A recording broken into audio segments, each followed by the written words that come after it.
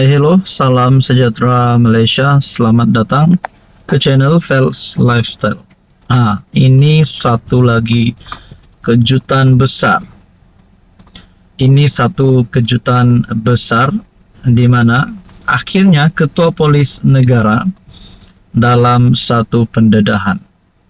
Mungkinkah ini satu perkara yang menunjukkan Ketua Polis Negara sedang dalam keadaan yang marah, sehinggakan Ketua Polis Negara saman Papagomo RM 3 juta.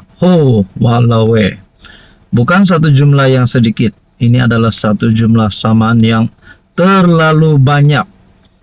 Nah, saudara-saudara, adakah perkara ini perlahan-lahan akan lebih panjang sehingga Papagomo boleh ditangkap bertahun-tahun di penjara?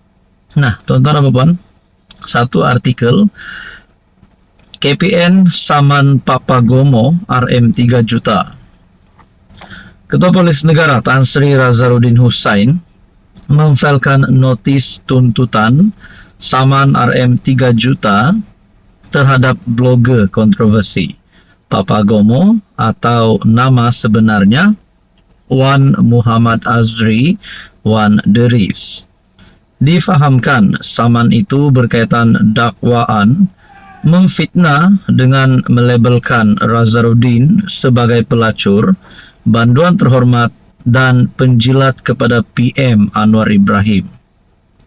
Razarudin selaku plaintiff menyaman blogger terbabit berhubung kenyataan dimuat naiknya melalui satu video di YouTube dan TikTok, selain turut disebarkan melalui saluran media sosial yang lain.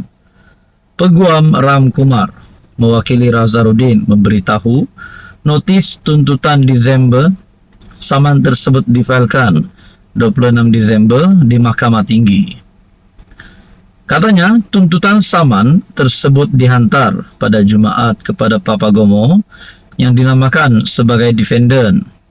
Oleh itu plaintiff menuntut ganti rugi bagi fitnah lisan, ganti rugi fitnah bertulis, ganti rugi ganti rugi teruk atau teladan, dan ganti rugi khas.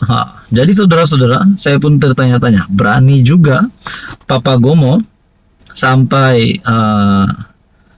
perkara ini telah menyebut kepada KPN yang menyaman Papagomo. Dan difahamkan berkaitan saman ini, dakwaan memfitnah dengan melabelkan KPN sebagai pelacur banduan terhormat dan penjilat kepada PM. Bagi saya ini satu perkara yang amat teruk untuk dikaitkan dengan seorang yang berjawatan, memegang jawatan sebagai Ketua Polis Negara. Dan pada akhirnya apa yang akan berlaku kepada Papagomo? Nah, kita nantikan saja. Apa komen Anda? Halo semua, salam sejahtera Malaysia. Selamat datang ke channel Fels Lifestyle. Terima kasih kerana terus setia dan bersama di dalam channel ini. Akhirnya siapapun juga pemimpin, terutamanya kepada mana-mana pemimpin yang memegang jawatan tertinggi di dalam parti dan digelar mendapat kedudukan ataupun kerusi wakil rakyat, sama ada ahli parlimen, ahli Dewan Undangan Negeri ataupun menteri di dalam kabinet kerajaan. Siapapun juga yang memegang jawatan ini perlulah seseorang yang menjadi teladan yang baik. Seorang yang mampu mengangkat tugas tersebut dan bukan menjadi contoh yang tidak baik. Adakah di dalam kabinet Anwar Ibrahim menteri yang disebut-sebut kebelakangan ini, yaitu Menteri Belia dan Sukan Hannah Yeoh, layak dipecat atau diganti sekiranya didapati bersalah? Tapi setakat ini 7 laporan polis terhadap Hannah Yeoh, satu berita tergempar yang saya terima, yang saya lihat daripada BH Online. Saya pun tidak tahu kalau perkara ini sedikit sebanyak boleh menjatuhkan kepimpinan kerajaan Anwar Ibrahim kerajaan PHBN. Tapi bagaimana pula status Hanayo sebagai Menteri Belia dan Sukan? Adakah ini sedikit sebanyak akan menggugat prestasi beliau sebagai menteri di dalam kabinet? Polis menerima 7 laporan dibuat terhadap Menteri Belia dan Sukan Hanayo yang didakwa berhasrat memurtadkan umat Islam dan mengubah Malaysia menjadi sebuah negara Kristian. Perkara itu disahkan Ketua Polis Daerah Dangwangi, Assistant Commissioner Sulizmi Effendi Sulaiman. Saya sahkan setakat ini, Ibu Pejabat Polis Daerah Dangwangi menerima 7 laporan polis berkaitan isu membabitkan YB Hanayo. Perkara ini dalam tindakan dan siasatan pihak polis. Beberapa pertubuhan bukan kerajaan NGO termasuk Pertubuhan Kebajikan Darul Islam Malaysia, PERKID, Persatuan Pengguna Islam Malaysia PPIM tampil membuat laporan polis.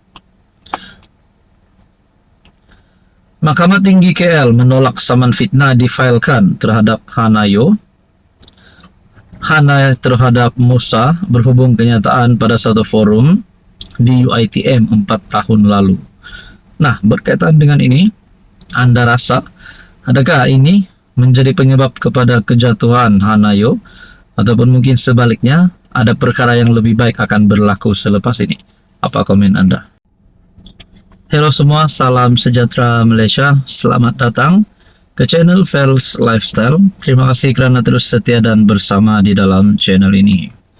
Baru-baru ini rakyat Sabah, bukan saja Sabah, tetapi seluruh Malaysia digemparkan berkaitan dengan isu skandal rasuah yang berlaku di Sabah, di mana terdapat beberapa nama besar yang disebut.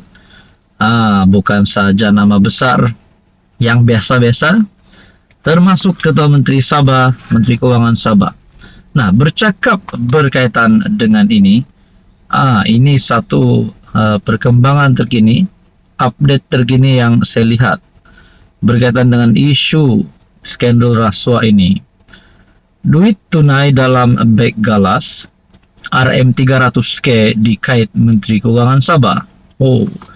Adakah berkaitan dengan nombor ini RM300K dikaitkan Menteri Kewangan Sabah adalah jumlah rasuah, duit rasuah yang masuk di dalam poket Menteri Kewangan Sabah ataupun mungkin mana-mana kepimpinan kerajaan negeri Sabah termasuk Ketua Menteri Sabah. Kalau benarlah mereka ini terlibat dengan rasuah. Tapi ini satu tajuk yang pasti mengejutkan ramai orang, terutamanya rakyat Sabah. Duit tunai dalam beg galas, RM300K dikait Menteri Kewangan Sabah. Duit tunai dalam beg galas. Persoalannya, beg galas itu terletak di mana? Adakah di kediaman kepimpinan politik yang telah disebut-sebut dalam skandal rasuah ini? Pemberi maklumat dalam skandal rasuah Sabah mendedahkan tangkap layar WhatsApp dan butiran mengenai transaksi melibatkan 300K yang didakwa berkait dengan Menteri Kewangan Sabah, Masidi Manjun.